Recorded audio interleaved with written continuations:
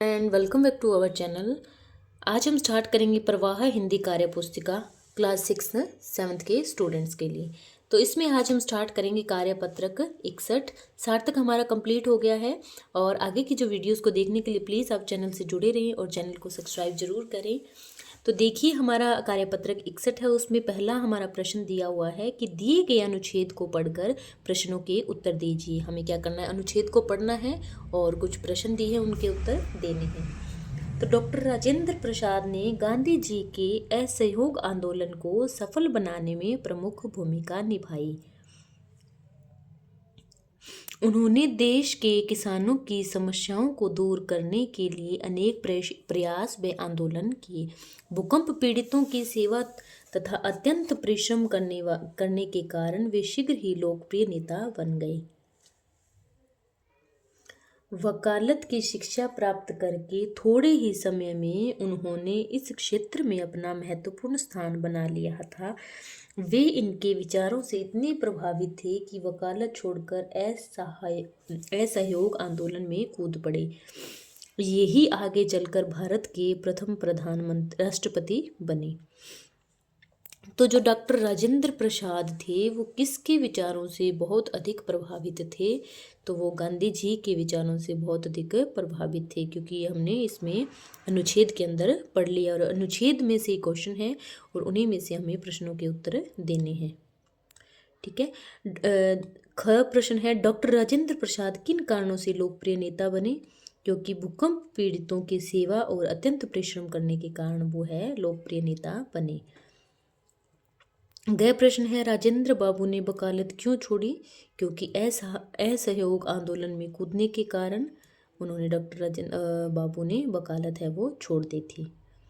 Dash Bharat के प्रथम राष्ट्रपति थे? तो सबसे पहले भारत के प्रथम राष्ट्रपति कौन बने थे? तो डॉक्टर राजेंद्र प्रसाद। परिश्रम का समानार्थी शब्द होता है मेहनत। ठीक है, परिश्रम का होता है मेहनत। अब हमारा दूसरा प्रश्न है, दिए गए शब्दों के विलोम शब्द लिखिए। शब्दों की हमें क्या है, अपोजिट शब्द लिखने हैं, विलोम शब्द लिखने हैं। तो देखिए, प्रभावित का अप्रभावित, सहयोग का असहयोग, लोकप्रिय का अलोकप्रिय, सफल का असफल। ठीक है, वाक्य पूरे कीजिए। तो का, की, के, को, की यहाँ पर दिया है और हमें वाक्य को पूरा करना है। तो देखिए, डॉक्टर प्रसाद ने किसानों की समस्या को दूर किया। गांधी जी के साथ असहयोग आंदोलन में कूदे। उन्होंने भूकंप पीड़ितों की बहुत सहायता की।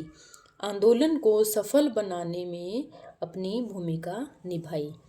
यदि आपको देश का राष्ट्रपति बनने का मौका मिले तो आप क्या नया करना चाहोगे? कोई 2 कार्य संक्षिप्त में लिखिए। तो पहला हमारा है नए नए रोजगार सृजित करना। दूसरा है विज्ञान के क्षेत्र में देश को अग्रणी बनाना, मतलब विज्ञान के क्षेत्र में देश को जो है वो आगे निकालना और क्या है, नए नए रोजगार सृजित करना। तो ये हमारा कंप्लीट होता है कार्यपत्रक 61 और हम स्टार्ट करेंगे कार्यपत्रक 62।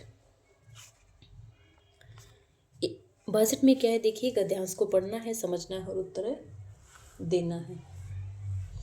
एक समय की बात है जब गधे जंगल में ही रहते थे। वे सारा दिन घास खाते और पेड़ की छांव में आराम किया करते। एक दिन चालक लोमड़ी गधे से बोली, तुम जंगल से भाग जाओ, नहीं तो शेर तुम्हें खा जाएगा। ठीक है,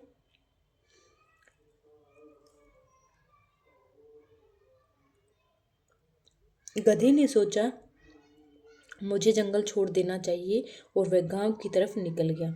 रास्ते में गधे को एक नदी मिली जहां धोबी लोगों के कपड़े धो रहा था। ठीक है, गधे ने धोबी से पूछा, क्या मैं गांव में रह सकता हूँ? धोबी ने कहा, रह सकते हो, लेकिन उसके बदले तुम्हें मेरी सहायता करनी होगी, फिर तुम गांव में रह सकते हो। गधे ने कहा, ठीक है, और उस दिन से गधा धोबी के पास रहने लगा। ठीक है, तो ये हमारी जो गद्यांश था या पद्यांश जो भी था, तो उसमें क्या करना है, अभी हमें प्रश्नों के उत्तर देने हैं। तो गधे को जंगल में किस जानवर ने डराया? तो चालाक लोमड़ी ने डराया उसे कि तुम भाग जाओ यहाँ से, शेर तुम्हें खा जाएगा। जंगल को हम और किस नाम से जानते हैं? तो जंगल को हम वन के नाम से जानते हैं। छांव का दूसरा अर्थ क्या है? छाया। कौन कौन से पशु घास खाते हैं? तो गाय, भैंस, ऊंट, घोड़ा, ये सारे क्या है वो घास खाते हैं। तीसरा प्रश्न है, नीचे दिए गए जानवरों के नाम पढ़कर सही उत्तर पर सही का निशान लगाइए। तो लोमड़ी क्या है? एक जंगली जानवर है। गधा क्या है? पालतू जानवर है, इसको पाल सकते हैं। चित्ता क्या है? ये भी एक जंगली जानवर है। और कुत्ता यहाँ पर क्या है? एक पालतू जानवर है। चौथा प्रश्न है, नीचे दिए गए रेखांकित शब्द का विलोम शब्द लिखिए। रेखांकित शब्द का विलोम शब्द लिखना है तो देखिए, नीता धूप में चलते चलते थक गई और वह रुक कर पेड़ की धूप का क्या है विलोम? छाया। तो पेड़ की छांव में आराम करने लगी।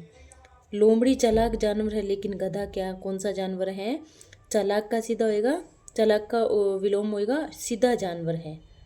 मुझे गांव अच्छा लगता है, लेकिन मेरी बहन को डैश अच्छा लगता है। तो गांव का विलोम होएगा शहर। आज स्कूल बंद है, लेकिन कल डैश जाएगा। तो बंद का विलोम होगा खुल। तो आज स्कूल बंद है, लेकिन कल जो वो खुल जाएगा। ये हमारा डन होता है कार्यपत्रक 62 मतलब 62। और अब हम स्टार्ट करेंगे कार्यपत्रक 63। 63 में देखिए, हमारा पहला है नीचे गद्यांश दिया हुआ है। नीचे दिए गए गद्यांश को पढ़कर पूछे गए प्रश्नों के उत्तर लिखिए। गर्मी का मौसम, ठीक है। मीना के गांव में बहुत कड़ी धूप है। धूप के कारण दिन भर प्यास लगती है। मोहन बार बार पानी पीता मांगता है। इससे मीना और सीमा तंग आ गई है। पर क्या करें, मोहन का हाथ पानी की मटकी तक नहीं पहुंच पाता। गर्मी का यह मौसम आम और तरबूज का भी है। भोर होते ही मीना और सीमा पेड़ के नीचे आम ढूंढने निकलती है। रात में अगर तेज हवा चली हो तो दोनों और भी खुश नजर आती है। नमक और मिर्च लगाकर हरे आम खाना मीना को बहुत पसंद है। ठीक है, तो अब हमारे ये गद्यांश पढ़ के हम प्रश्नों के उत्तर देंगे। तो पहला प्रश्न है, साल में 4 तरह के मौसम आते हैं। यहाँ गर्मी के मौसम की बात की गई है। शेष 3 मौसम के नाम लिखिए। तो गर्मी तो इन्होंने बता दिया है। उसके बाद सर्दी आती है, वर्षा का मौसम आता है, वर्षा ऋतु आती है और बसंत ऋतु आती है। ठीक है, रात में तेज हवा चलने से मीना और सीमा खुश क्यों हो जाती है, ये लिखना है हमें। तो अपने को पता है, क्योंकि अपने गद्यांश पढ़ा है कि तेज हवा चलने से आम झड़ जाते हैं, जिससे मीना और सीमा को बहुत सारे कच्चे आम खाने को मिल जाते हैं। ठीक है, यहाँ पर आदमी नहीं आएगा। आगे क्या है देखिए, क्योंकि उनको कच्चे आम खाना बहुत ही पसंद है। इस समय कौन सा मौसम है? इस मौसम में कौन कौन से फल आ रहे हैं? तो देखिए, ये मौसम सर्दी का, इस समय सर्दी का मौसम है और इस मौसम में सेब, केले, चीकू इत्यादि फल आ रहे हैं। आपने अपने घर के आसपास किन किन फलों के पेड़ देखे हैं? उनके नाम लिखिए, साथ ही अपने पसंदीदा फल का भी नाम लिखिए। तो अपने घर के आसपास मैंने केला, आम, अमरूद, पपीता, जामुन, चिक्कू, बेर इत्यादि फलों के पेड़ देखे हैं और मुझे केला पसंद है। 5वां प्रश्न है, शिक्षक से हुई चर्चा के आधार पर 6 ऋतुओं के नाम लिखिए। तो 6 ऋतुएं हमारी है, वर्षा ऋतु, गर्मी की ऋतु, सर्दी की ऋतु, हेमंत ऋतु, शिशिर ऋतु और बसंत ऋतु। ये हमारी 6 ऋतुएं हैं। इसी के साथ डन होता है हमारा कार्यपत्रक 63। और अब हम स्टार्ट करेंगे कार्यपत्रक 64। तो इसमें हमारा पहला प्रश्न है, देखिए, निम्नलिखित गद्यांश को पढ़कर लिखिए, पढ़कर दिए गए प्रश्नों के उत्तर लिखिए। अम्मा चलकर देखो मैंने क्या कमाल दिखाया है। पौधा जो रोपा था उस दिन फूल उस पर आया है। ठीक है, उस दिन की ही मेहनत से अब फूल खिला कितना प्यारा। जिस दिन ढेरों फूल खिलेंगे महक उठेगा घर सारा। ठीक है, ये हमें पद्यांश दिया है। इसमें प्रश्नों के उत्तर छांट छांट के हमें लिखने हैं। तो पहला प्रश्न है, उपयुक्त कविता का शीर्षक हो सकता है मेहनत के फूल। ठीक है, मेहनत के फूल। कविता में से विशेषण शब्द ढूंढ कर लिखिए। विशेषण शब्दों को ढूंढ के लिखना है। तो कमाल, मेहनत, प्यारा, ढेरों, सारा, ये इसके ये विशेषण शब्द है। यहाँ पर कमाल हो गया, मेहनत हो गया, प्यारा ढेरों सारा। ठीक है, बच्चे की मेहनत से फूल खिला है। आप मेहनत से क्या क्या प्राप्त कर सकते हैं? तो हम मेहनत से अच्छे अंक प्राप्त कर सकते हैं, अच्छी नौकरी प्राप्त कर सकते हैं और जीवन में ऊंचा मुकाम प्राप्त कर सकते हैं। ठीक है, इसलिए आपको बहुत ही मन लगा के पढ़ाई करनी चाहिए। पढ़ाई से सब कुछ पॉसिबल है। चौथा प्रश्न है, पौधा हम लगाते हैं, उसे पाल पोस कर बड़ा करने के लिए हमें क्या क्या करना चाहिए? तो हमें पौधों की सुरक्षा करनी चाहिए, उसे खाद पानी देना चाहिए, उसकी समय समय पर निराई और गुड़ाई करनी चाहिए। ठीक है, अब हमारा पांचवा प्रश्न है, इस गद्यांश में से तुकबंदी वाले शब्द छांटकर लिखिए। तुकबंदी वाले शब्द छांटकर हमें लिखने हैं, तो पता ही है, दिखाया, आया, प्यारा और सारा। ठीक है, दिखाया, आया, प्यारा और सारा। नेक्स्ट है, कविता के अनुसार ढेरों फूल कब खिलेंगे? तो कविता के अनुसार ढेरों फूल तब खिलेंगे जब हम मेहनत करके पौधे लगाएंगे, इनकी देखभाल करेंगे और उन्हें खाद पानी देकर बड़ा करेंगे। ठीक है, ढेरों फूल कब खिलेंगे? जब पौधा लगाएंगे, उनकी देखभाल करेंगे, उन्हें खाद पानी देकर बड़ा करेंगे। ठीक है, तो इसी के साथ हमारा कंप्लीट होता है कार्यपत्रक 64 और अब हम स्टार्ट करेंगे कार्यपत्रक 65। तो इसमें हमारा देखिए है, नीचे दिए गए चित्र को देखकर निम्नलिखित प्रश्नों के उत्तर लिखिए। हमें यहाँ पर नगर निगम जयपुर से संबंधित समस्याओं का समाधान अब एक ही नंबर पर 2747 पर अपनी शिकायत फ़ोन से घर बैठे दर्ज कराएं। ठीक है, और शिकायत की श्रेणी भी यहाँ पर दी हुई है, तो इसके अकॉर्डिंग हमें क्या करने हैं, प्रश्नों के उत्तर देने हैं। तो देखिए, पहला प्रश्न है हमारा, आप किस नंबर पर शिकायत दर्ज करवा सकते हैं? तो हम इस नंबर पर शिकायत है वो दर्ज करवा सकते हैं, 27 47 और 400 पर। आप किन समस्याओं के लिए शिकायत दर्ज करा सकते हैं? तो यहाँ पर हमें दिया हुआ है कि हम सफाई संबंधित,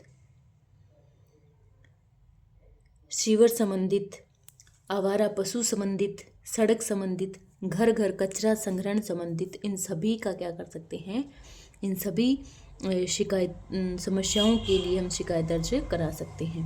शिकायत दर्ज करवाते समय आपको किन किन बातों की जानकारी होनी चाहिए? कोई 2 लिखनी है हमें, किन किन बातों की जानकारी होनी चाहिए। तो पहले हमें फ़ोन नंबर पता होना चाहिए और शिकायतकर्ता का नाम पता होना चाहिए। भी किसको में शिकायत कर रहे हैं तो उसको शिकायतकर्ता का नाम पता होना चाहिए और फ़ोन नंबर भी पता होना चाहिए। यह विज्ञापन किसके द्वारा जारी किया गया है? तो यह विज्ञापन नगर निगम जयपुर द्वारा जारी किया गया है। विज्ञापन से हमारा जीवन सरल हो जाता है, कैसे? तो विज्ञापन से हमें अनेक बातों की जानकारी प्राप्त हो जाती है और घर बैठे अनेक समस्याओं का समाधान भी मिल जाता है। तो इसी के साथ हमारा डन होता है कार्यपत्रक 45। Thanks for watching, bye bye.